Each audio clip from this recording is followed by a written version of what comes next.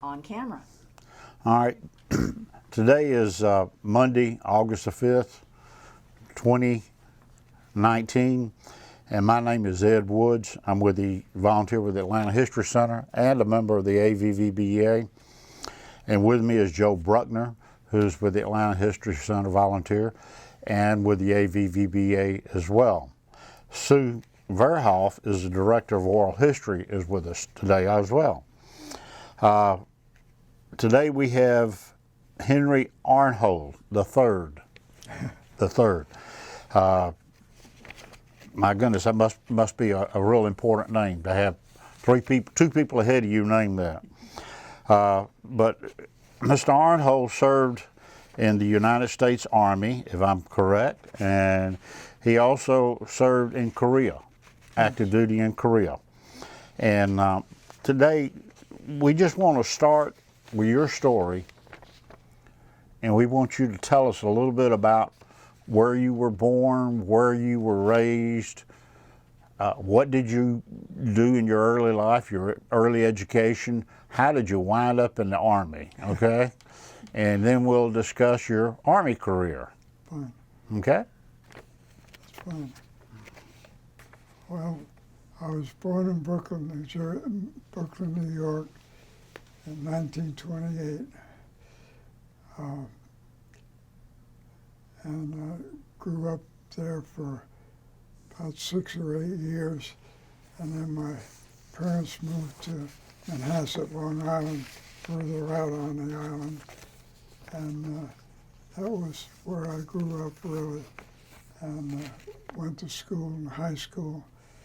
And that's also where I met my wife. Matter of fact,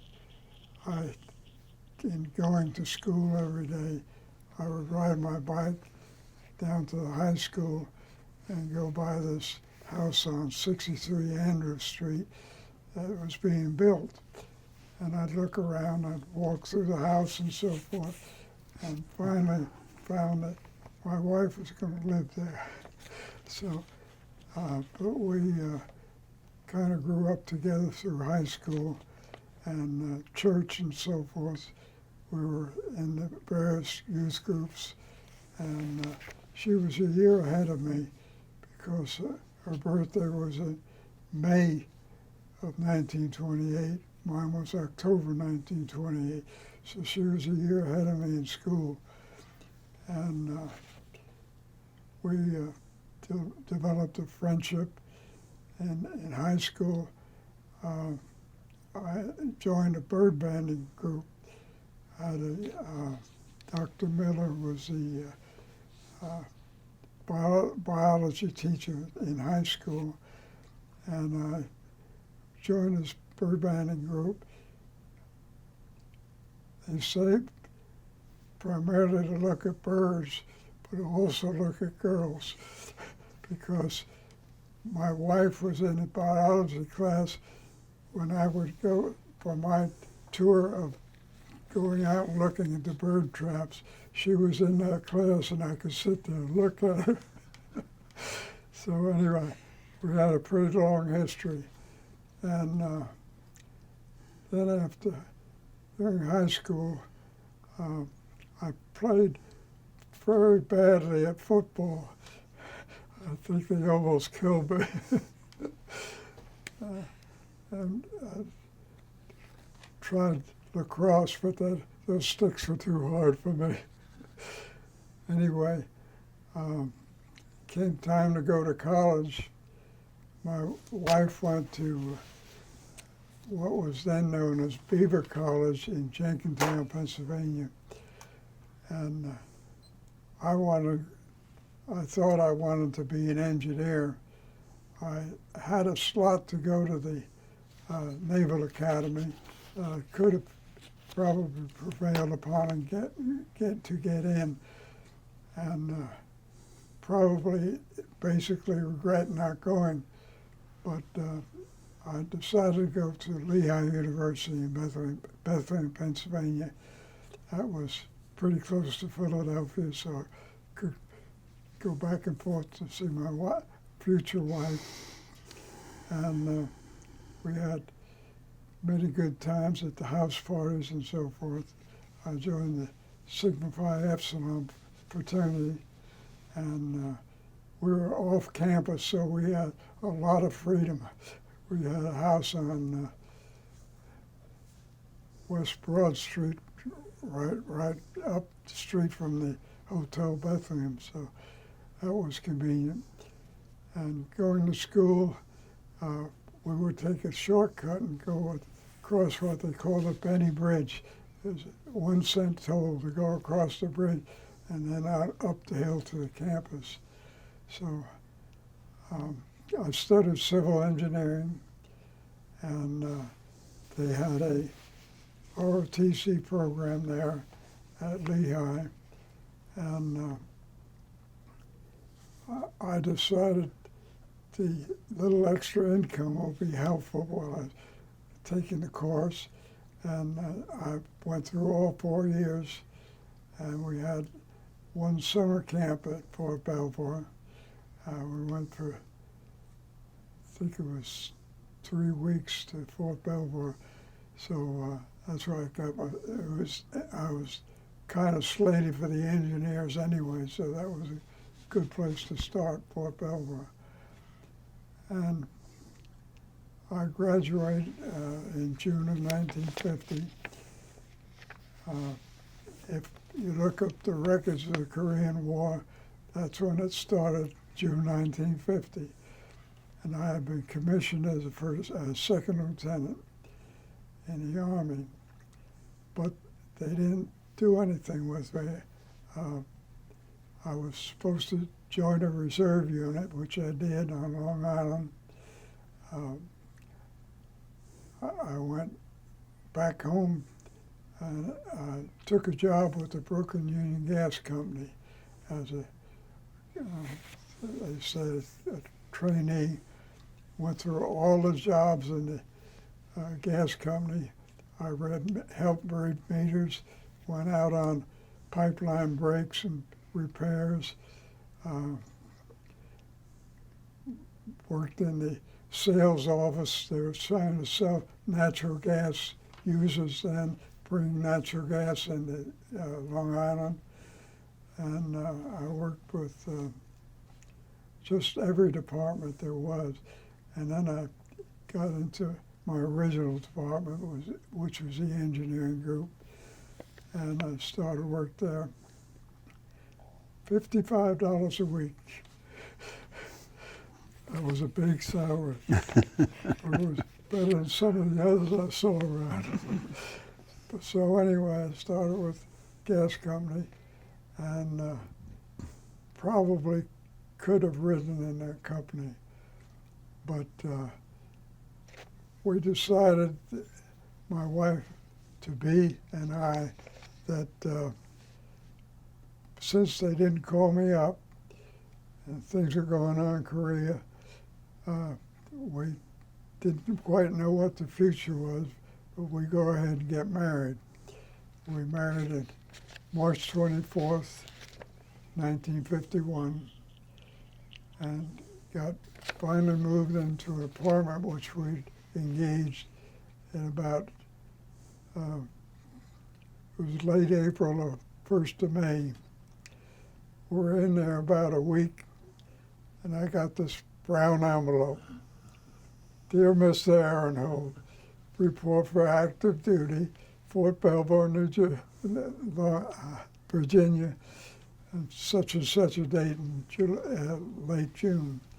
So we unpacked everything from the apartment, back to our families. Both her parents and mine lived in the same town, not far apart.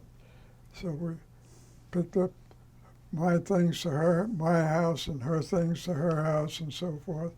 And we broke up the apartment. And the apartment manager was very nice at that time.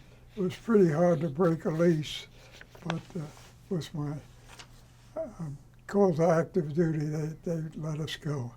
So no expenses of breaking the lease there. That was very fortunate. So we took off for Fort Belvoir. I had a '51 Chevy at that time. And we drove down, and I would believe it. No, I went down first and reported in, and then drove back up to pick up my wife.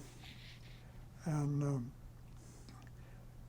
we drove back down. It was 4th of July, so we saw all the fireworks and everything else.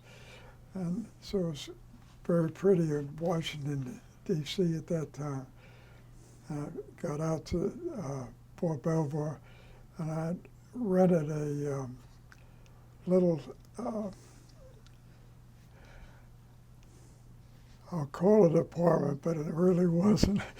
There were surplus army buildings. This woman had converted them into 3 apartments in one building along, had an entrance in each and one in the middle, and ours was in the middle. Well, actually, that was the second apartment I got.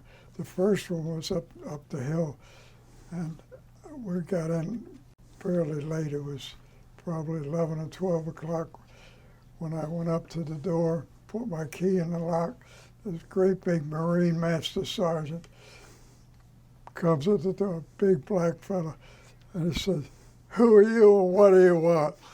I said, I rented this place for a week. I'm supposed to live here. I got the key. He said, "You're not coming in here. I'm living here." So we went to the old lady, and she was a matron at the Lawton Prison Center for women. So she was a pretty tough old bird. We went up to her and said, "What are we going to do? We have no apartment. We can't get in." And he says he's not getting out. She said, "Well, I'll let you sleep here, and I'll go sleep in the dog kennel." She did. And anyway, we stood there for 2 or 3 days, and she finally had a vacancy in the one I was talking about, the triplex, and we got the middle unit. My mother-in-law they came down to visit, and they were chagrined about the accommodations. There were no doors. All the doors had been sold. So no door to the bedroom, no door to the bathroom, no internal doors, just an external door to the place. And if you can picture a peaked roof and the walls going up 8 feet and a little triangle of space, it was open. You could throw us up to the next apartment. So it was very private. But anyway, we survived all that. And I was assigned to a engineer officer training school, a kind of a refresher and bring us up to date on what was going on, so we'd be a little bit better prepared to handle troops.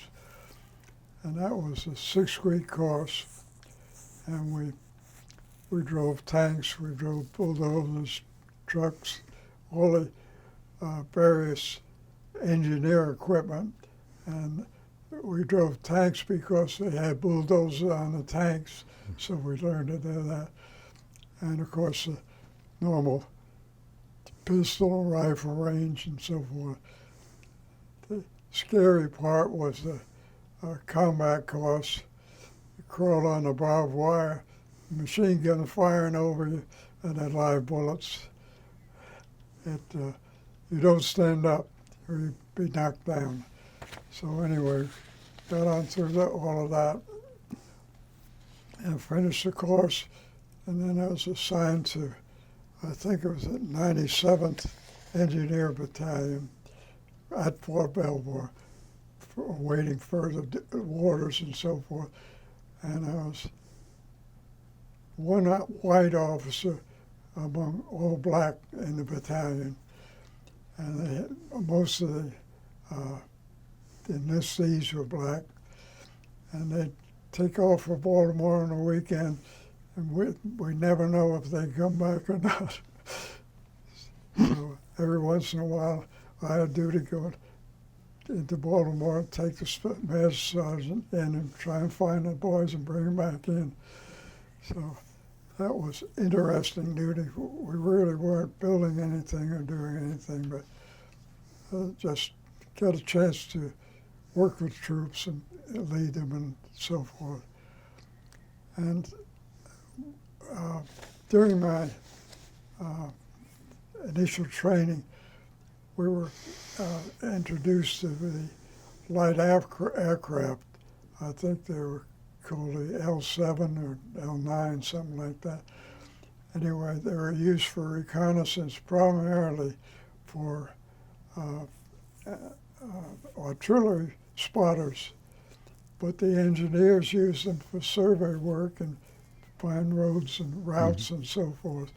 So I thought that might be a good get to be a pilot. So I signed up.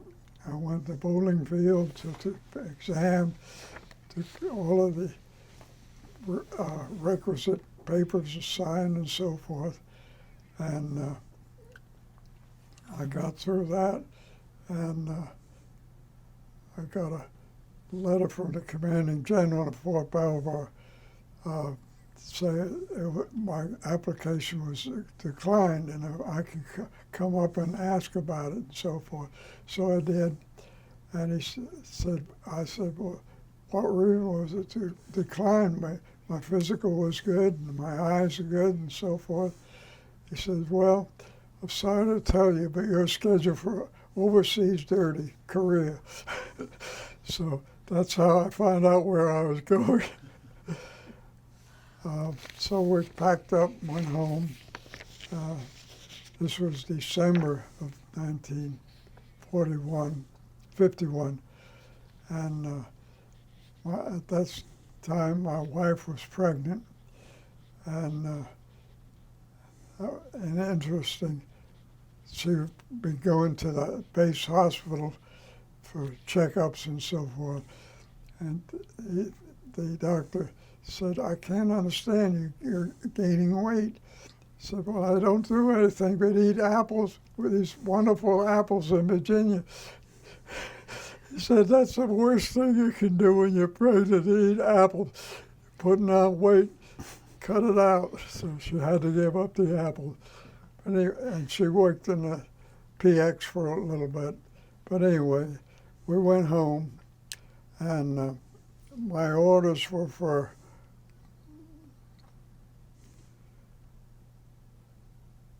I think it was December 31st or January 1st to be out at Seattle, waiting an aircraft to take me overseas. So we had Christmas at least, but had to report for to Seattle for duty. So I went, left my wife behind, 8 months pregnant, and she was very tearful, of course. And I wasn't. When I got away from her, I was tearful too. But anyway, she had her parents and my parents to console her and take care of her, and we had gotten her hooked up with Mitchell Field. At that time was an air base. So we're going to have an Army Air Force brat. So anyway, that was where she was supposed to go for a delivery. And I went over to Seattle, Fort Lawton, and did nothing but little exercise and play pool and look around the wet weather, cold weather. It never got, we had a little snow on the ground, but it was the awful biting cold with the rain. That's the most miserable time. I spent three or 4 weeks there waiting for an airplane. A lot of other fellows that reported the same time I did were scheduled to go on a boat. They put them on a boat shortly after they got there, and they left for Korea by boat, well, to Japan by boat. And I sat there waiting for an airplane. So finally, 3 or 4 weeks went by, and they had a spot for me. I think that was called Northwestern Airlines. And I loaded up what I could take with me and what I had, and they took me down to the airport, and we loaded up and went up, and they couldn't make it all the way over to Japan, so they flew the Great Circle route. It was over Alaska, and we landed at Shemya, Alaska, and he said, it's going to be a little rough landing because we got a heavy load, and the runway is pretty short, but we think we can stop before we go in the water. Anyway, he got the plane stopped, and we all got out, and he said, now, 2 people are not going back because, again, the short runway, we can't take off, we got to get some weight off. I was not fortunate enough, I was going on. So anyway, after a short delay, we gassed up and took off for, I believe I forget the airport in Japan, just outside of Tokyo. I keep saying Kadena, but that's Okinawa. That's Okinawa. Another story. But anyway, we landed there, and they shipped me by rail down to Sasebo, and got ready to go across by sort of a ferry or a big boat to Busan, Korea.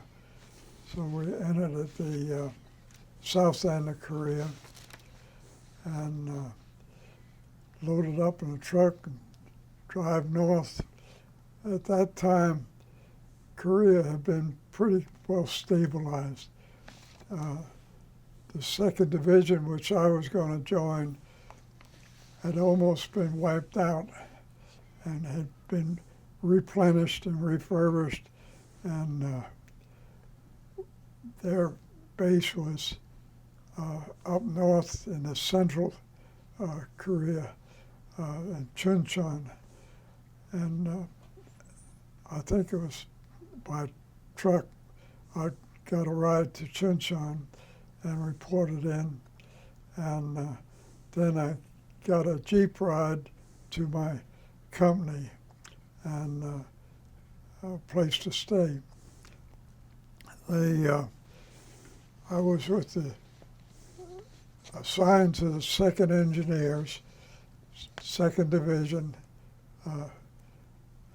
in Korea.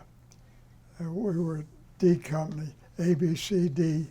So we were the 3rd company. We were more support for the other 3 companies for whatever they needed help in.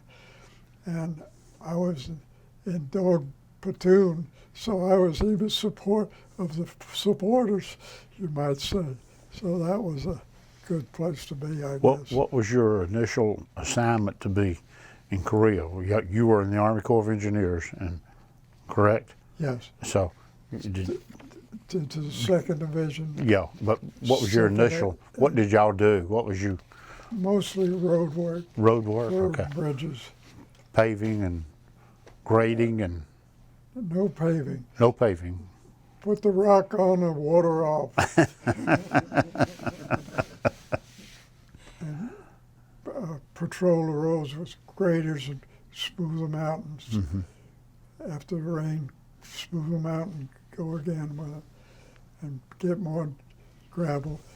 They had a gravel pit. We were not running it. I think that was some engineer battalion running a gravel pit, but we could take out 2.5-ton trucks and pick up gravel and spread it, and they'd go push a grader and push it around and load it up. But my first place to stay was a log bunker built into the hillside. I think it had been probably a Korean bunker before, and it was now an American bunker. Mm-hmm. Or maybe it was American first, then Korean, now it was ours. Anyway, all of our troops had bunkers, so we were in out of the weather, but it was cold. I'll tell you, it was cold. 20, 30 below, easy every night, and it warm up to maybe 0 or 10 degrees in the daytime. So this was January, and we had, I don't know, recall what they called them. It was a little heater about so high. It was round, about that round, and you could feed diesel oil into it, and it would burn and radiate heat for if you were in a tent and could do that, or as you're in the bunker, you could do it in the bunkers. But with 30 and 40 below 0, diesel oil would freeze. So they were very ingenious. They mixed it with gasoline to make it flow in the cold weather. So I don't know what the proportion was, probably about half gas, half diesel. And sometimes you'd make a little mistake and too much gas and you'd have a fire. Some of them would blow up. But we had, our fires were kept well, but some people had problems with them. But anyway. Was this were you at that time in South Korea, or had you actually gone into North Korea? We were ahead of the DMZ. You were north of the DMZ? What we now call a DMZ. Mm-hmm. Actually, the DMZ is not the 38th parallel. Okay. It wanders from just north of Seoul and then wanders up on the East Coast. So it's the parallels here, and the line is more or less crooked, like yeah. this. Mm-hmm. But it was the actual ground that you held at the time of the armistice, and it crossed the 38th parallels. So they said that was the demarcation, but it really wasn't a straight line. The 38th, it was a jagged line, went up and down hills and around and so forth. As I recall, the terrible place for the Marines, Chosin Reservoir, Mm-hmm. was just north of North. the section we had retained. Mm-hmm. I think the Koreans had regained that section and held it during the armistice. But Chuncheon was in the central Korea, and our division rear was in Chuncheon, but our troops were all up on the main line of resistance, and we went up to my location and worked out of there.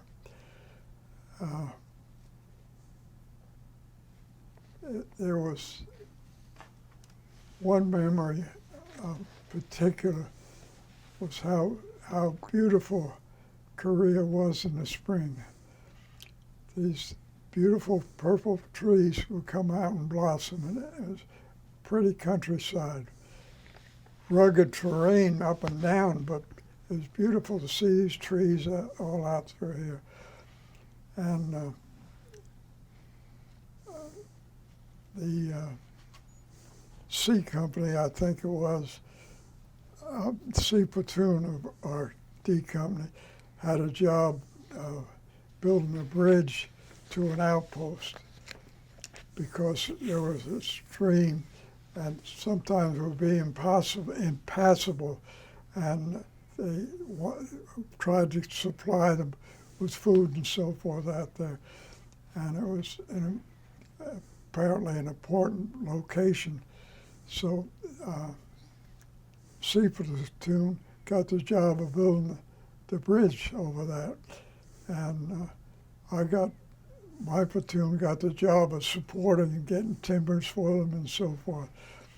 And then when it came time to finish the job, they wanted those that built a ramp going up to it so they could get across. It was okay on the far side, but the near side, they had to go up to get high enough to let the stream run underneath. We need to build a ramp. So I got the tank people and got a tank dozer, and the tank carrier and retriever loaded up and brought the tank to the spot where he had to work, and my chief driver drove us up there to the spot, and we got out and got the tank lined up, what to do, and we had to do this in daylight because we couldn't see what to do. The dozer couldn't see very well, and so we started him in there, and the Chinese thought they would stop us, and they started firing mortar rounds at us incoming, and I ducked around the corner and they couldn't see me, and the tank was all buttoned up, so he was all right.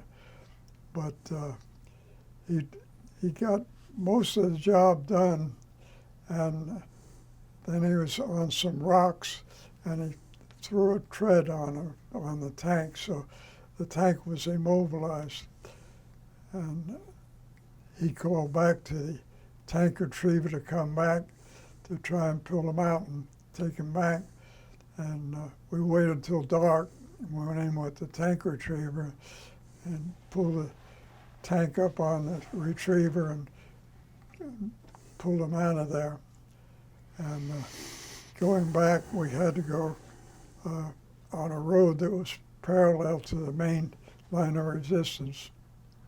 And there was a fairly old concrete bridge across the stream, probably, I think there were 3 or 4 arches or bays, and it had a weight limit on the bridge, and the tank retriever stopped, said, "I can't go across that, look at the weight limit. I got this tank on the back that's too heavy." I said, "Let me look at went down and looked at the bridge and looked it over, and it seemed like it was in fairly good shape, that it hadn't been damaged too badly." I said, "Here's what we're going to do. We go back and go a long way around, get closer to the Chinese and the Koreans, probably get shot at, or we can go across the bridge. I think we can go across the bridge instead of going that way." The truck driver said, "I think so too." So I said, "Now, you've got to go slow. You do not change gears. Do not put on the brakes. Do not make any change in your speed. Just slow and gentle all the way across, and keep going. But don't speed up. Don't slow down. No sudden movements on the bridge." He said, "Okay, I got it." He went across. We made it fine. We got back. So I finished that job. Then they had a need for some more permanent facilities at Chuncheon Rear, Division Rear, in the way of mess halls and accommodations for incoming troops to stay, and the returning troops going home to return there to go make their transit out. So I got the job of building the buildings. They were prefabricated structures. I think there was enough for a squad of troops to live in each one when they double-decked some bunks in them. But anyway, I took the company transit down and leveled the area out, and we started erecting these prefab buildings, so to speak. They bolted together 2 uprights, 2 rafters, and then jointed pieces. They were about 6 or 8 feet long between these two, between the vertical structure, and then we had a tin roof to put on it, and tin siding. So that was my job for most of the rest of my time. And then I got the idea of taking, I think it was 4 of them together and making one building with interior columns. If you picture one here, another one right next to it, another one, 4 of them, and then taking the cross pieces and inverting them more or less so that we'd have a higher peak, and that was the mess hall. So that was what I did most of the time. And in the meantime, I saw a notice or an order come out that anyone with at least 6 months in Korea and a year of service remaining could request a transfer out of Korea into the Far East. And you're going to stay in a year in the Far East. You could get out of Korea, but you could stay in the Far East. So I put an application in. Let me back up. January 30th, remember I got there early January in the bunker and so forth. I got a telephone call. Can you believe it? Fred Cross called to tell me I had a baby daughter January 30th. And that relieved my wife of her greatest worry, because she was afraid it was a boy. She'd have to make him Henry IV. She really worried about that. What am I going to do? Your parents and my parents all want Henry IV, so she got relief over that. So anyway, I put my application in, and it came back up a little bit. After you had about 3 or 4 months in Korea, you got R&R, rest and relaxation. So I had my week off, and I went to Japan. It was very near Kyoto, which was a beautiful temple city, and had lots of fine structures. But I was at a hotel on Lake Biwa, B-I-W-A, I believe it was. And so the drinks were practically free, 25 cents. Food was all there, everything provided for you, even did your laundry. And I decided to try a little relaxation, and they had a little sailboat there, so I tried it and sailed around Lake Biwa for a while. I made it back there. My first experience sailing. I grew up on Long Island, but I never sailed. I might back up a little bit about growing up. My grandparents on my mother's side owned a farm in New Jersey, and I spent almost all my summers from the time I got out of school to the time I went back on the farm. So I knew a lot about farming. They had a dairy farm, and they had 150 acres, and they raised corn and oats and wheat that they would feed the cattle and sell some of. So I learned all about that kind of farming. And I was driving when I was about 10 or 11, and certainly by the time I was 12, I could drive a tractor and plow a field and use all the equipment. They had two big, got their hay and brought the hay down to the barn with horses and a big wagon. They didn't use a tractor.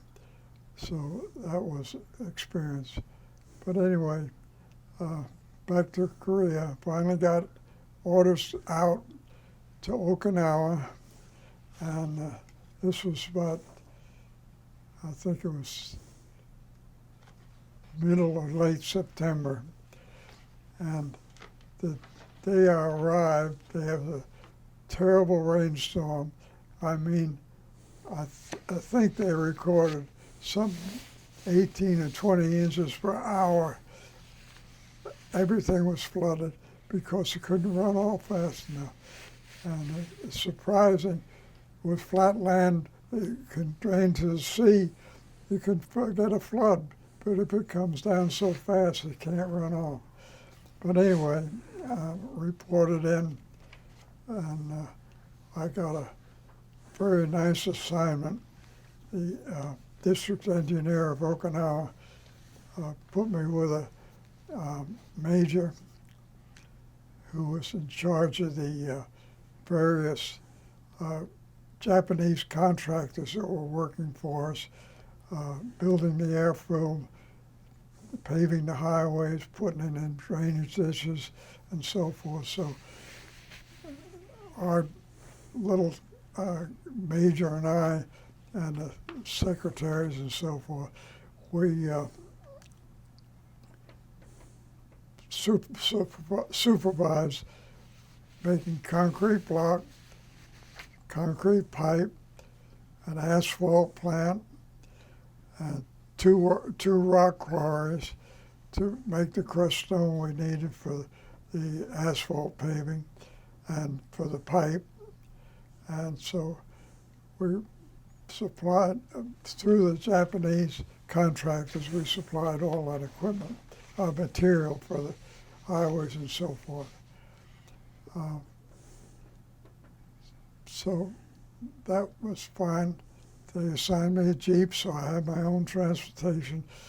I lived in the bachelor officers' quarters at the headquarters, and then drove down to my office for the day, and then out to the various contractors and quarries and so forth, and kind of kept track of what was going on. And the major was a fine fellow. He had been in World War II, got out of the Army, had been called back for Korea, but they sent him to Okinawa. Fortunately, he didn't have to go to Korea. And he was an interesting fellow. He'd been a geologist, worked in the Chilean copper mines. So we had a lot to talk about. And but anyway, came January, my wife was, I could, if I was going to stay there the full year, I could bring my wife over to Okinawa. So at this time, my daughter is almost a year old, and they embark on a trip by boat to come to Okinawa. And they come across, she had lots of problems getting to the boat and so forth with directions. And my father-in-law had a lot of contacts with some folks in San Francisco, so he had somebody was supposed to meet her. He had a big box of chocolate candy. Well, they went back and forth. They didn't have cell phones like we did today to solve our problem. So anyway, they finally found each other because it was hot and the chocolate was all melted. It was a mess, but he tried, and she got in to her quarters to wait the boat to come over. She has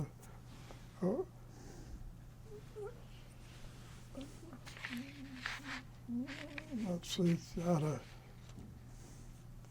11-month-old baby, and they got on the ship, and there was a little Irish girl going over. I don't know, was she going to, I think she was going to Japan. She had 4 or 5 little children, and she was trying to gather them. My wife helped her a little bit, but Was this in New York? They were taking a boat out of New York? this was San Francisco. San Francisco. So how'd they get to San Francisco? She had from to the fly to San flew? Francisco. Okay, all right. She flew from Long Island to San Francisco, Okay. and they picked up there, and lots of children on the boat, and they had what they call bachelor officers on board also going across. Mm-hmm. Most of them were not bachelors, and there was some hanky-panky and so forth. No. On the boat. Don't believe that. Don't believe it. I don't believe that. Anyway, my wife was very busy, so it didn't bother her anyway. But she heard about a lot of things going on. And there were a lot of independent wives that didn't have children, so that made it convenient for bachelor officers. So anyway, but there was one tragedy on that trip. I don't recall whether that group I spoke of, the 4 or 5 little children, the Irish girl, but one of the children apparently had gotten it up on the rail and had gone overboard. So we heard that they had lost one child. Of course, they stopped and went around, but a child in the sea, this was about halfway across, no chance of getting them. So they came on, and my major said, take his car and go down, leave the Jeep and take the sedan and go meet your wife and pick her up and bring her up. So I drove down to the docks and they were due there, and then the ship comes in, ties up, and finally I spot my wife up on the top deck, and I said, where's the baby? I was worried. You know, they had lost the baby and she doesn't have anything. Where's the baby? She points down. So I was kind of shook up. But anyway, we met. She said, well, she had a little measles or something like that. She was finally asleep and down the cabin, so she left it. She went down the cabin, not over the board. So anyway, we picked her up and drove to her. We had very nice quarters. They were made of cut coral blocks, so like a concrete block, but it was a coral block house. We had 2 bedrooms and a bath and so forth. It was, for what it was very nice. And there was a whole community of them for the various offices on the island that had dependents living with them there. So that was pretty good housing. Of course, you got a housing allowance, but that went straight to pay for that. And you were requested, or rather required, to have a maid and a yard man, Okinawan, to help support the economy. So I had a little yard man. He limped along. He had built these little fences all around the property. He took little sticks and made X's out of them all around the property. And the maid, she did the laundry and so forth. She always did the babies first, then mine, and if she got around to it, she'd do my wife's. But it was the man, the baby, the wife didn't count. So my wife was perturbed at her a bit, but we got along all right, and she finally got her clothes. But we had many good friends there on the island. We made friends, Army and Air Force. One couple was from Texas. Two couples from Texas, somewhere down there on Padre Island, and I don't recall that other couple. And then another lieutenant, he had been recalled to active duty, so he was on Okinawa, and we kept in touch with them for quite a while until he passed away. They lived in Chattanooga, Tennessee, so we visited a good bit back and forth. Did you, were you stationed in Okinawa on or around Kadena? Just south of Kadena. Just south of Kadena, there's an Army post down there? Army post, Okay. the Army headquarters. And there's a Marine station up on the northern end. I was there. I know where that's at. Okay. You know the I was there. Buckner Bay? I was stationed at the Marine base No, I say at Okinawa. Buckner Bay was, I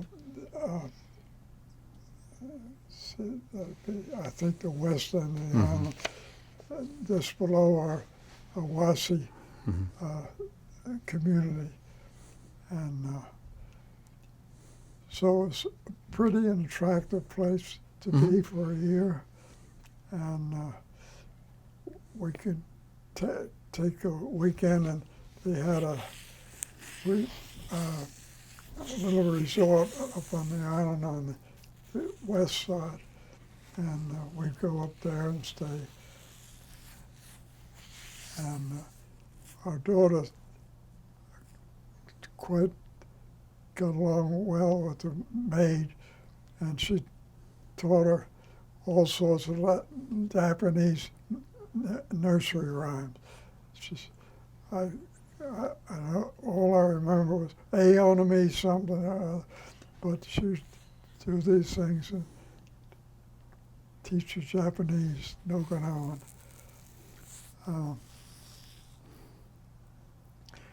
But anyway, time went on, and I decided to get a car, so I bought another Chevy, and it was shipped over, and it got there after we'd been there about 4 months. So I don't know why I wanted a car, but I did. We drive around and go down to Naha and wander through. We went down to some event down at Naha one day, and I locked my keys in the car.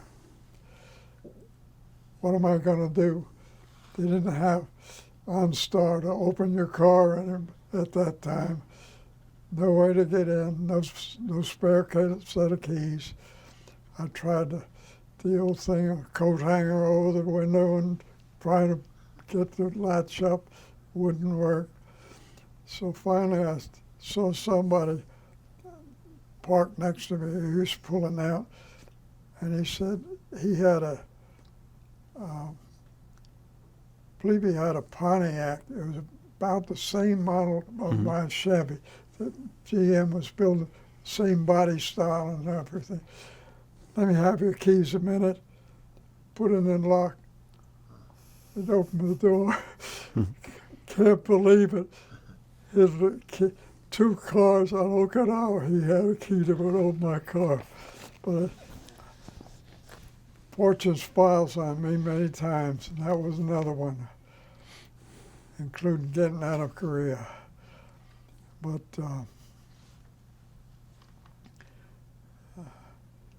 that little resort we went up and spent a couple of days there, and it was nice on the beach and warm and so forth. And I got an idea that my second daughter was conceived there sometime. Anyway, by the time we were ready to come back, my wife was pregnant. We have the car shipped back. We ride a troop transport home and say goodbye to all our friends and land in San Francisco, pick up the car. And at that time, my wife's brother, my brother-in-law, had joined the Air Force, and he was scheduled overseas to Japan. And he was in San Francisco at the time. So we met at the Mark Hopkins and had a pleasant time visiting and so forth. And then we headed out back home, the southern route all the way across the states. And we traveled a pretty long day and then find a place to spend the night. And we played a little game with my daughter. The moon was in phase at that time, bright moonlight. Yes, Mr. Moon, you see him? Watching over you. And anyway, kept her occupied that way. We came, I don't remember, we turned up at all the way to Atlanta to turn up, or we turned up at Birmingham. But we started headed north, and we got as far as Hendersonville. This was in the spring of 1954, and it came a snowstorm, heavy snow, at least a foot of snow on the roads, all icy and blocked up. I said, well, I think there's a train from here. We finally drove into the train station. We could get a train up to New York. And so we got the police and the train people to look after my car and left it parked at the train station. And we took off on the train, went home. And so then I had to get the car back, and I was supposed to check in to the district engineer's office in Washington.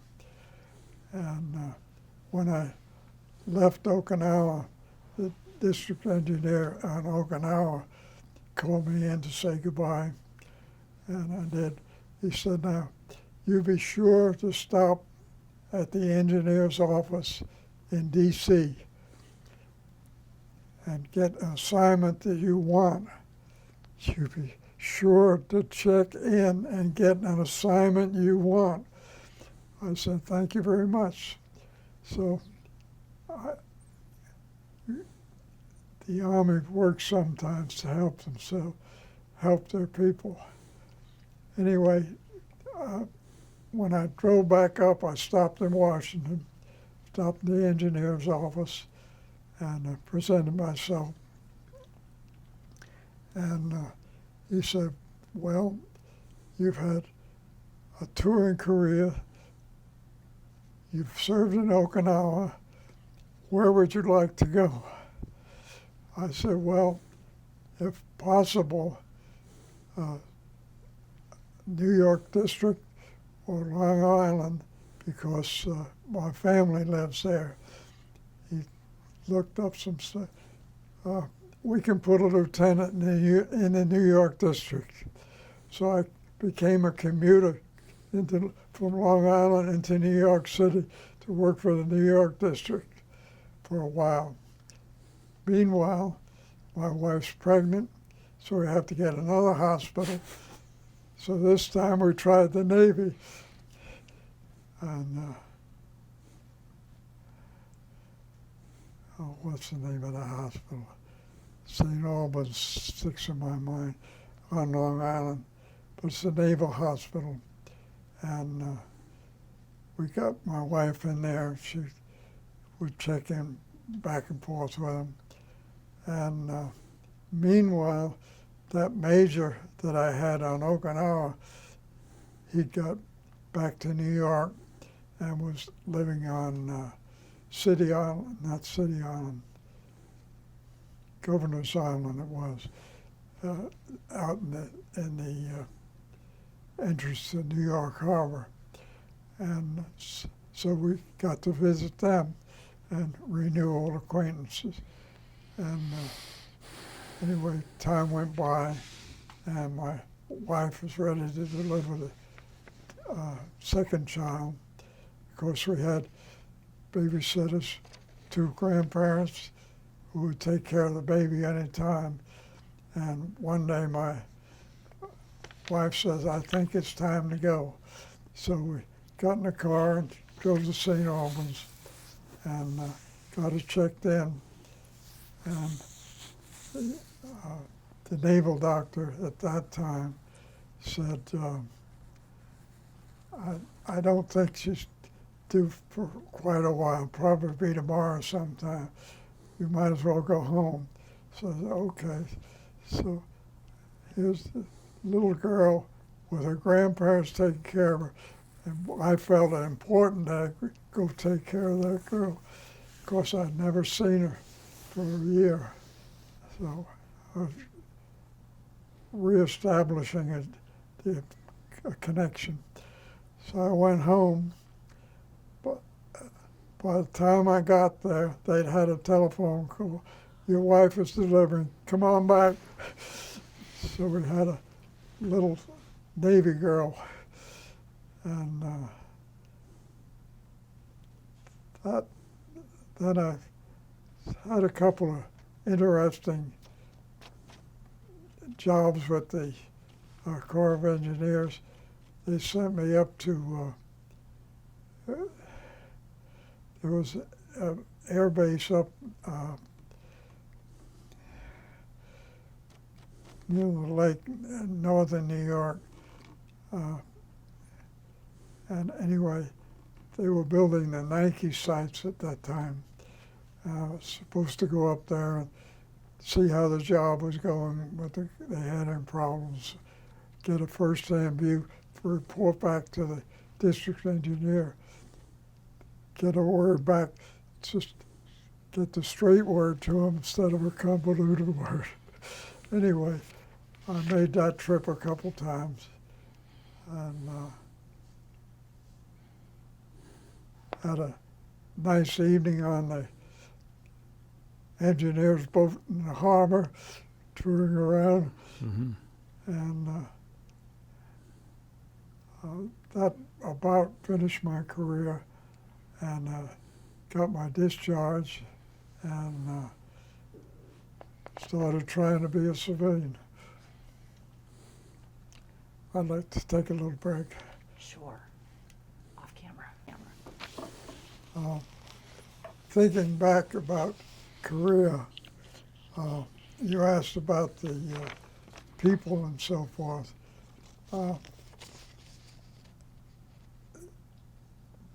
When we were in Korea, they used the Korean people as housemaids, houseboys, and so forth. I had a little boy naturally named Kim. I think they were all Kim. Anyway, he took care of my laundry and so forth. And he went down to Chuncheon when I was building the huts and so forth, and he stayed by me. I didn't have much contact with the Korean Army personnel. We had a Korean regiment, I guess you call it, attached to the 2nd Division, but it was in another section of the front, so I didn't get in touch with them at all. But the Korean people, the few that I did run into and meet seemed very pleasant to me. The men had a A-frame that they used to carry things. It was an A-frame that got on their back with straps around here, and it could carry a tremendous load. And you see them chugging down the road carrying them from time to time. But I really, the locations I was in, I didn't really have much contact with the Korean people, but I enjoyed those that I didn't meet. And the little busboys or houseboys were very appreciative of anything they could get. They probably didn't have any parents, probably lost their parents. They were trying to make it good go of themselves. And they seemed to be very trustworthy. If they were with you, they were very much with you. And they'd look out for your stuff and everything else. I had a carbine in my tent, a pistol. He never touched any of that stuff. And everything was there, camera was there, anything. I took a number of photos, but I didn't have a very good camera, and things didn't turn out well. And due to a couple of mishaps, and since that time, I've lost most of those photos anyway. But an interesting thing was how they put a Dutch or French company in with the division.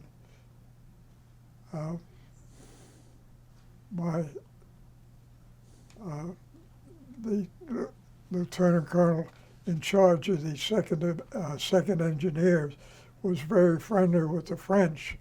They had lots to drink. So, and the Dutch were not quite as friendly, but they were good too. So it was really a number of countries represented, mixed in with the troops and spread all across the front. So they were doing the same thing. I might say about the cold one more thing.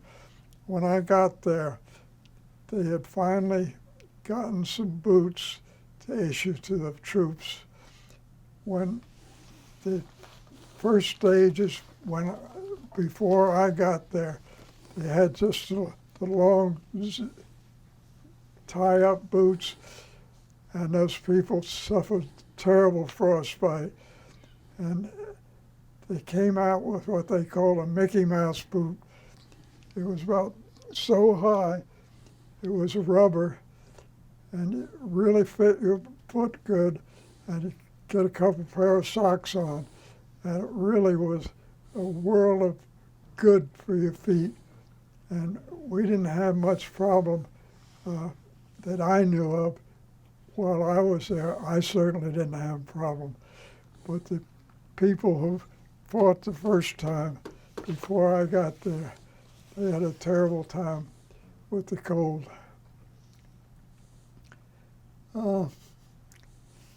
That's all about Korea. What did you do? We got to the discharge where you were discharged from the Army. What did you do and where were you? You discharged in the Army, I'm assuming, in the New York area. Yes. And then what did you do in your afterlife, so to speak?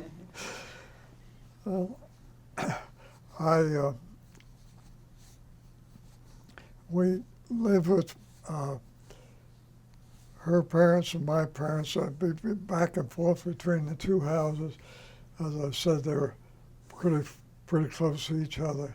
That was in Manhasset, Long Island. And I started to think about what I was going to do. As I said, I had almost a year in at Brooklyn Union Gas, and they had a place open for me. They wanted me back. I had a job to go to if I wanted, and but we felt Long Island was probably going to be too expensive for us to bring up children, and we'd look around a little bit. So I read these various state publications and so forth that indicated companies wanted to hire. And, so my father-in-law was in the printing business, and he printed up a very nice resume for me with a picture on it, very flowery, and so I had quite a background for 4 years of nothing. Anyway, I sent a resume out to various places. I was looking at Virginia and North Carolina at the time, and I had 2 replies. I had several replies, most of them rejections, of course. Didn't fit, didn't have a need for your services as an engineer and so forth. But I had 2 that were interested. One was the State Highway Department in North Carolina. 3, State Highway Department, Big Chemicals, and Champion Papers in Canton, North Carolina. And so I just made an itinerary and had made interview times. Of course, at that time, I was 54, companies didn't pay you away for an interview. You just found a way to get to the interview. So I took my car and drove down, and I think I did Big Chemical first, and then I did Champion Papers in Canton, North Carolina, and then I was going to do the State Highway Department in Raleigh on the way back. And somehow that interview got canceled. I don't remember how I found out about it. I guess they wrote to home or called home. I got a phone call anyway. That one was canceled. So I had done Big Chemical, and I don't quite remember what they wanted me to do, why I'd be in a chemical company making Vicks flip. But anyway, Champion seemed to be interested, and I drove into the town, got very familiar with the smell of a paper mill, and had what I thought was a good interview.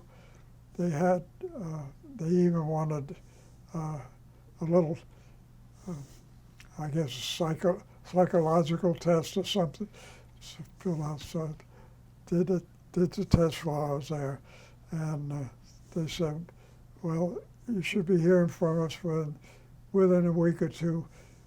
We think there's a possibility, but we'll let you know. So I head home. Don't know whether I got a job or not. And I get to the house. And of course, my wife is jumping around wanting to know where we're going. Do we have a job? What's going on? She gets in the car. Oh, what's that awful smell? The car had soft seats, had been permeated with the paper mill smell from Canton, North Carolina. And I said, well, you may be smelling more of that. They seemed to like me for that job. Anyway, long story short, they did hire me.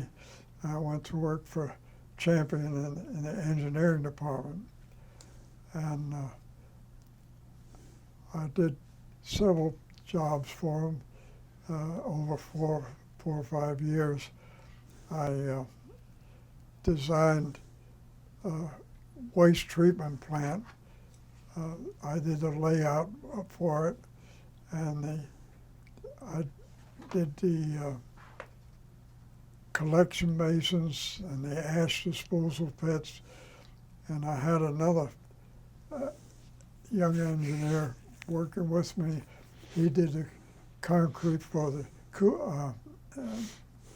we used a tower to let the water trickle down, grow things on it, and make where you could discharge to the stream. And so he did the concrete work, and I did the big collection towers for ash and the main waste of the mill. Meanwhile, I got a chance to learn a little bit about the paper mill, how the paper was made, what was going on in various departments. And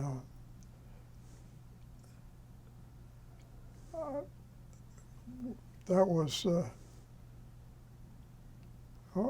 my first project was steel structure. They were expanding their pulp mill. So I did this steel design. Another associate did the foundation design. I gave him the loads, and he designed the foundation on piles and concrete. And I did the steel, and had a steel company in Nashville that did the steel work. And so I approved all the drawings that they were sending, fabrication drawings of steel work.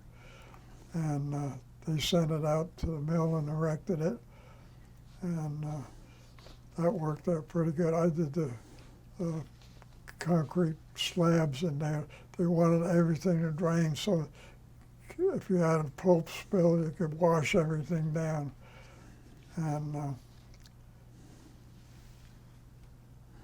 that building went well. It was probably over-designed, but I was going to be careful. And the waste treatment plant was coming along pretty well. And I could see that I probably wasn't going to advance very well in the engineering department, because the fellow that was the head of the department had probably 4 or 5 years to go. And a structural engineer who worked on some things with me, he was probably next in line. So there was a long time before any advancement beyond an engineer, what I could get as a senior engineer. So I started looking around and decided that this paper mills were what I knew now. And in the meantime, I got a couple of calls from Brooklyn Union, called, want to come back, you've still got a chance. I said, well, I don't think so. We're going to stay with the paper industry. We're pretty happy in the South, and we're going to stay down here. So I started looking around, and naturally, I now had joined the Association of Pulp and Paper Industries, better known as TAPI, Technical Association of Pulp and Paper Industry, and went to some meetings, local and a couple of national meetings. And so I knew other people and other paper mills. There was one in Savannah, two in Savannah. I wrote to Union Camp and Continental Can, and Rayonier down at Jessup, Georgia, and one or two in Jacksonville. Well, one at St. Mary's, but St. Mary's and Jacksonville didn't pan out. Union Camp didn't pan out. So I had two left, Rayonier at Jessup and Continental Can at Port Wentworth, Georgia, just outside of Savannah. It was a small craft paper mill. Union Camp was a large mill. They had 6 paper machines. Port Wentworth only had one. And Rayonier was primary pulp producer for the dissolving pulp industry, tire industry, and fabric production. So anyway, I made a tour, took my wife down. We went to Jessup first, and then came back up on, this is on I think I did Jessup on Saturday, came up to Savannah and spent the night there, and explored the Pirate House. It's okay. And It's all right. got to visit around Savannah a little bit, and I went out for my interview in the morning. This is Sunday. They were interviewing me. So I met the plant manager, the general manager, and the head of the engineering and maintenance department, and had a good visit with them and talked with them. And I said, we'll let you know. You bring a pretty good resume, but we were looking for 2 more or less green engineers at a lower salary than we have in mind for you, because you wouldn't fit that pattern. You should get a better salary than that. I said, well, fine. I'll go back home and see what happens. So went back to Asheville. Went into the office Monday morning, and it was time to check on some delivery of some equipment for the clarifier. I went down, talked to assistant purchasing agent, and got that straightened out. I was walking out, and the purchasing agent says, hey, come here a minute. I said, okay, what do you want, Hall? I said, why don't you close the door? Oh, so I closed the door. He said, what's this I hear about you being down in Savannah and Port Wentworth looking at the paper mill? You could imagine my face dropping and everything. I said, Hall, how do you know about that? He said, well, I'll tell you, if I hadn't talked to my brother-in-law, who was the general superintendent that I had interviewed, you wouldn't have had the interview. And I gave you a pretty good recommendation, and they wanted to talk to you, so I hope it went well. I said I thought it did, but don't tell anybody. I have told a soul. It's all right. That's why I want you to close the door so nothing gets out. We'll know when you're here. Let me know what happened. So he knew before I did that I had a job.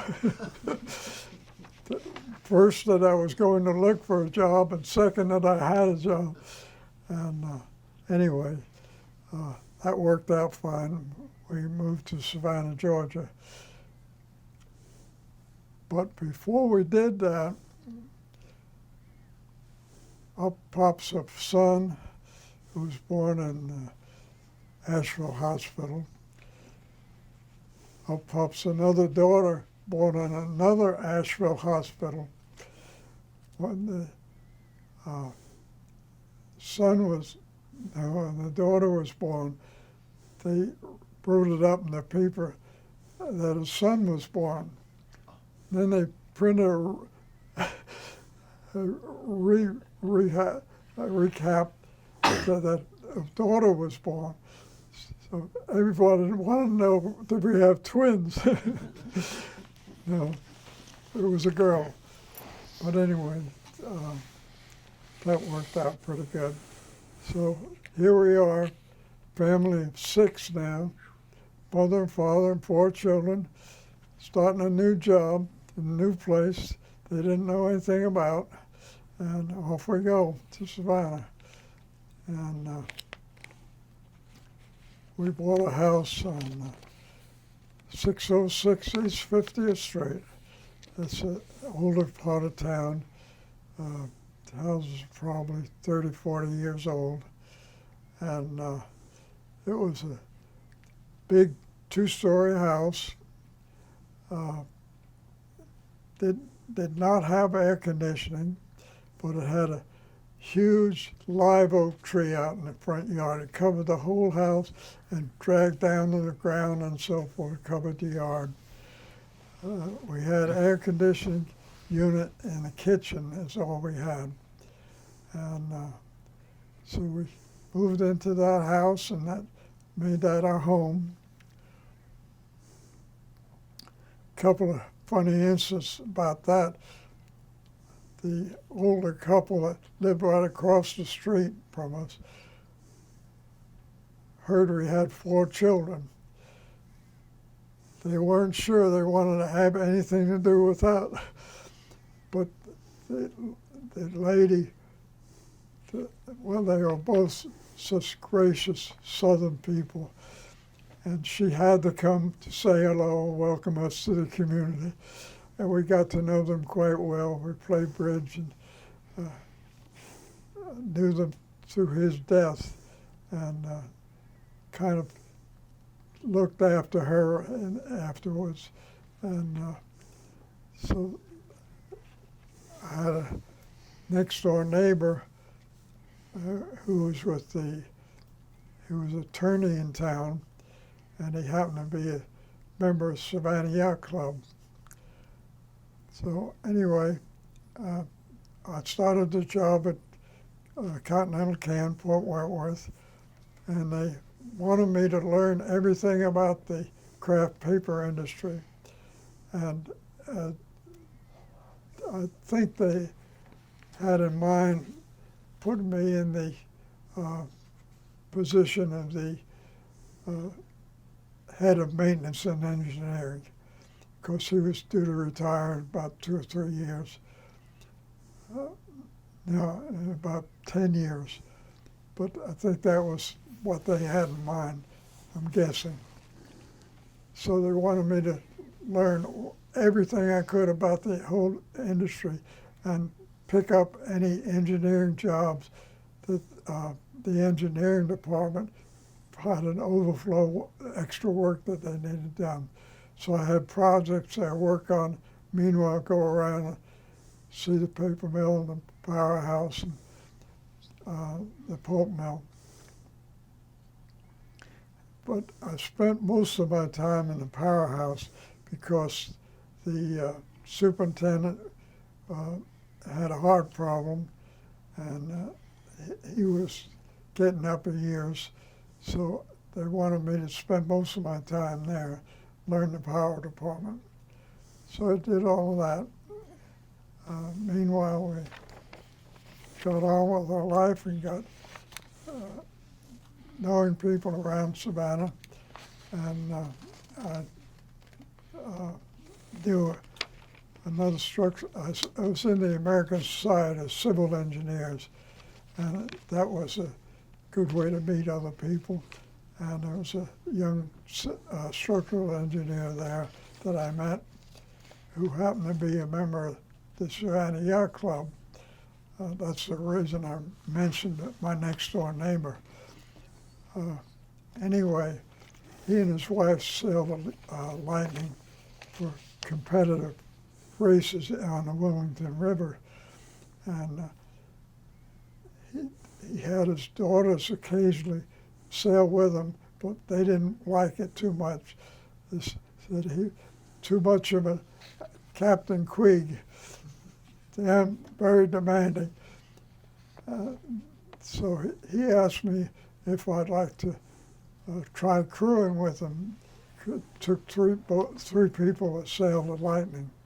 So I did, and I learned to sail with him, and became a pretty good spinnaker man, putting the spinnaker up and down and taking it in at the right time. So we didn't win any races, but we did second and third pretty number of times. It was hard to win. There were two Macintoshes there that they always took first and second place. But anyway, I got my fill of sailing there. I probably haven't mentioned, but back in Asheville, I played a little golf. When I got to Savannah, I played some golf, and Union Camp had a nice 9-hole course. I played there with people from our company. We go out in the afternoon. We might leave an hour or two early and catch an afternoon of golf. But the sailing got me, and I had to drop the golf. I couldn't do both. But I got into that,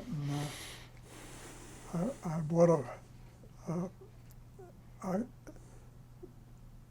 then Billy Wally, the owner of the Lightning, put me up for membership in the club because I was down there all the time, it seemed like. And so my next door neighbor vouched for me also. So that's how I got in the Savannah Yacht Club. I had an interesting membership number, 1. They only had so many members, 500 members, and the number 1 had retired, so I got his number. Oh. Now, how long did you stay down there with this company? I was about 17 years. So you retired from there? No. Oh, you? Well, sort of. That's some more of the story, the paper mill. But anyway, I got into sailing at the yacht club, and the kids were they impressed everybody. They had to sign a chip for when they got a snack or something from the restaurant. I always put number 1. What do you mean number 1? That's my number. So anyway, I did sailing and working at the mill and learning the powerhouse. And the children grew up and had a fun time at the yacht club and so forth.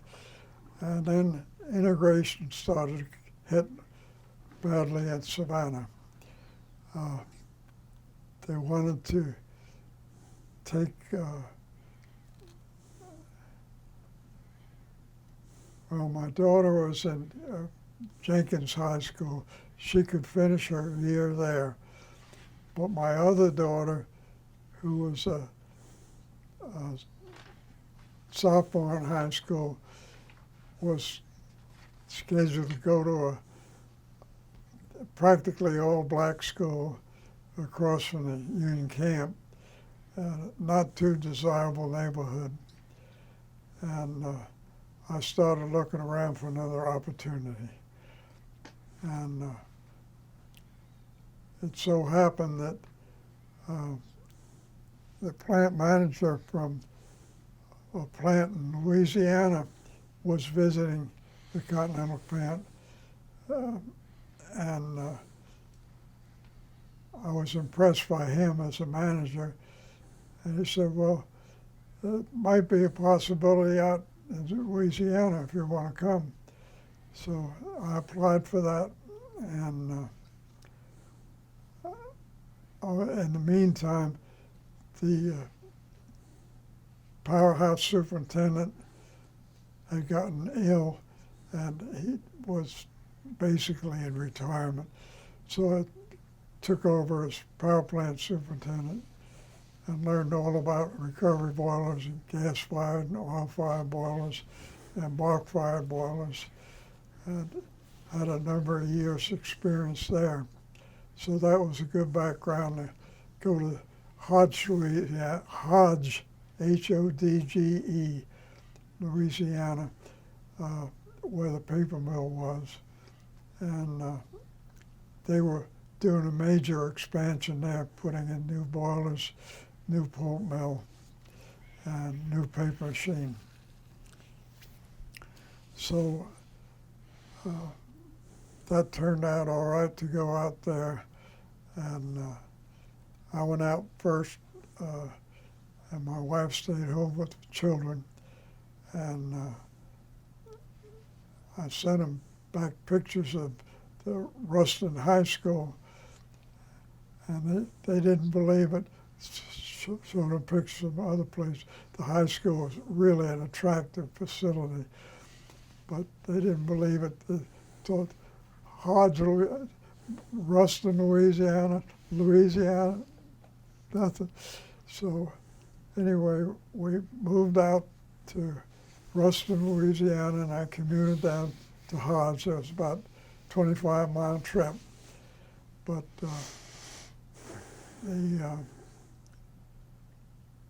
the community around Hodge in Jonesboro was not an attractive community. It was a mill town, and Ruston had a lot more. Had a college, Louisiana Tech, and they had a private school, and we managed to buy a house in a desirable neighborhood and get the kids in school. So my daughter started in Georgia, and she stayed behind. She had another year to go to finish at Georgia, the first daughter. And the second one transferred in the junior year, so she came to Ruston. She's a brand new girl, a senior, going to high school, a place she didn't know. But she was really laid-back girl. She was a wonderful daughter, and she took it all in her stride. But they got to see that the high school really was nice, and the community really was nice. And I had looked onto a very nice house. We had 3 bedrooms down, and I had another bedroom upstairs, so my son could have a separate place. The 2 girls slept together, and he had a separate room until I got the house finished. But buying that house was very interesting too. Along the way, we had gone with a realtor, and he had showed us around town.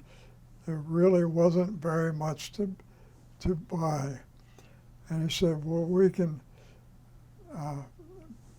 if you want to build a house, we can find a lot and build you a house. And I said, well, I really would like to get settled, and this was in the summertime, get settled so the kids can start school and everything. I'd really like to find something else. So we drove around the community and looked for ourselves, and we found a little community called Landfair. It's Welch with 2 L's, Landfair. And we drove through it, wasn't a thing for sale. And we saw this one house that columns out front, was very attractive. My wife, of course, said, I'd like that one if I could get it. So that's for sale. Can't. So we looked around some more, and then we tried another real estate agent. And he was very pleasant, took my wife out for a ride, came by that same house. She said, I'd like that one if it's for sale. He said, well, it might be. That community was a very closed community. And he said, let me find out if we can see it. He called back and said, we can go see the house if you want to see it. Might be for sale. So we went to look, and we told him some of the people we knew in Savannah and so forth. Apparently, phone calls were made, background check, so forth. He said, that house is for sale. Do you want to buy it? We did. And we went to the bank to get a loan. And we met the president of the bank. He took the real estate agents took us into the president of the bank to look for a loan. And I said, well, I've been looking around down in Jonesboro. They had a mortgage company. They had advertised quite a bit, and I had heard about it. I said, I've been thinking about going down there and see what I can get. I said, you don't want to deal that. You want to deal right here in town where you're living. So I said, well, that's fine. So he says, what interest rate were you interested in paying? What interest rate? I should tell him. I said, well, I talked to them a little bit down there, and they said 7.5. I said, how about 7.25? Okay, let's do it. So I had a loan. I needed a temporary loan to cover my house in Louisiana. He gave me a loan for that. So I don't know how we got into that, but we got a house and everything worked out. When anybody found out where I lived, they'd drive up to see, go through there. You're living on land, bro? The people in the mill live close by. They didn't live out in Ruston. And they were very surprised that I had a job he left. I told him when I went with him that I was going to live in Ruston. He said, okay, that's fine. And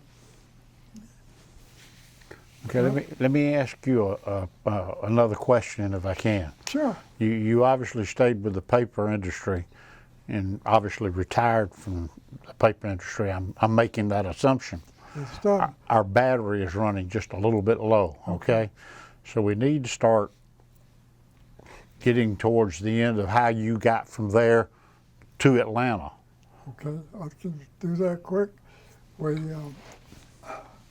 were in Savannah, Georgia, got transferred to Louisiana, worked there for a while, and then we had got a new manager. The one I liked when I went there, he was out, another fellow was in, and we got crossways.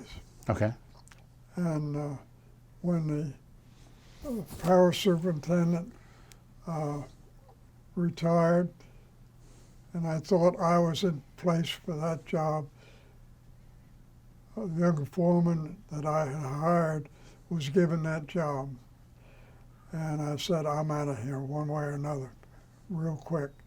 So I looked around, went to Fort Bacon and Davis, got a job there in Monroe, Louisiana, and I did design work in paper mill steam power plants. My boss there left Georgia Pacific, left Fort Bacon and Davis, went to Georgia Pacific on the West Coast. And he said, I'm going to be calling you because they've got to realign the department some, the engineering department. So a couple of weeks he called me and said, we could come out for an interview. I went out for an interview. I had a job offer for him, but putting the family things together, I said, there's too much to move to Oregon. I have to refuse. About 3 months later, he called me. He said, what about the same deal, same salary, but in Atlanta, Georgia? I said, Atlanta? My wife said, Atlanta! Mm-hmm. Get out of Monroe. Yes, I'm going. So I said, fine. So I had a job in Atlanta with Georgia Pacific. And he came. We were working in Lost Lake out of the office there, and we built the building downtown out of that office. The supervision was from there. And then I moved down to the big building in Atlanta. Where I used to go as a kid and watch movies. That's where the Paramount Theater was. And So you're the one, huh? You're the one that took over my theater. tore it down. Built a new building right on top of the motor track. Mm-hmm. And so that worked out pretty good. And my job was really outside of Atlanta because I worked primarily as assistance engineering to the paper mills, which they had in Maine, Florida, Louisiana, Arkansas, and they had other plants all over the country in California and so forth. So I would visit them, and I had, by that time, fair amount of power experience.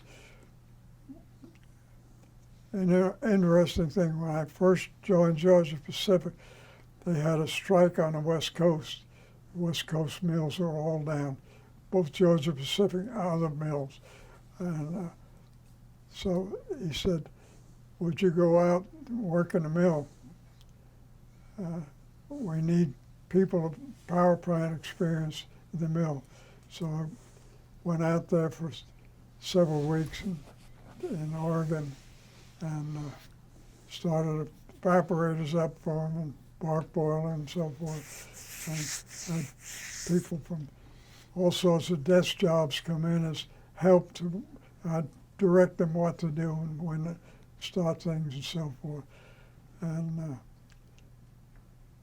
so I visit a lot of paper mills all over the country that belong to Georgia Pacific. And I also visit some box plants and chemical plants that we had because I also was on an audit committee that tried to see that they were treating their electrical supply and power plant supply in the right way and safely, particularly at paper mills because recovery boilers were very dangerous. They could explode very easily. Did you retire from Georgia Pacific? I retired from Georgia Pacific in 1992, and I worked for 2 more years as a consultant to continue this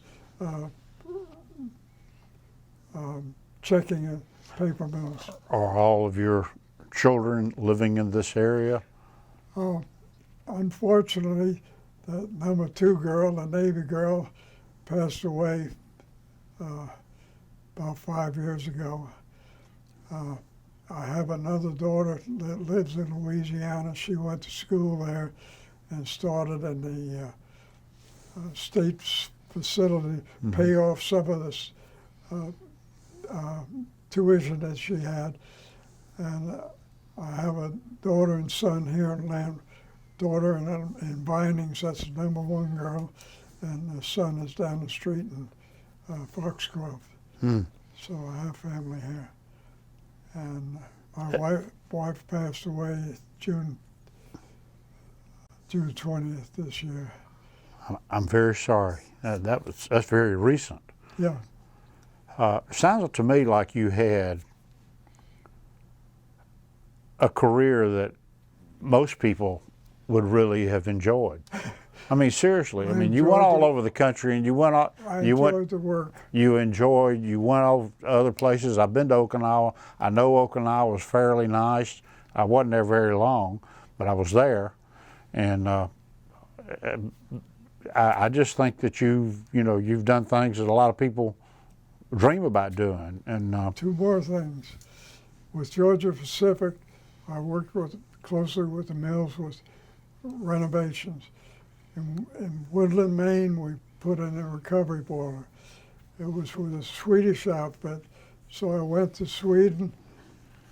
see, there you go. I went to France to check boiler tubes and took my wife with me to see the sunflowers and tour France. You've had a very, very nice life. And then the sailing took over. My buddy got a 30-foot Morgan. We started racing offshore. I got into sailing. I got a captain's certificate, 6-pack. I could take people out for hire. And one time or another, I've sailed from Maine, from Bar Harbor, all the way down, around, across the Brownville, Texas. Put my various trips together. I've done all that. And the Greek Isles, and Bahamas, and Wow. Bermuda.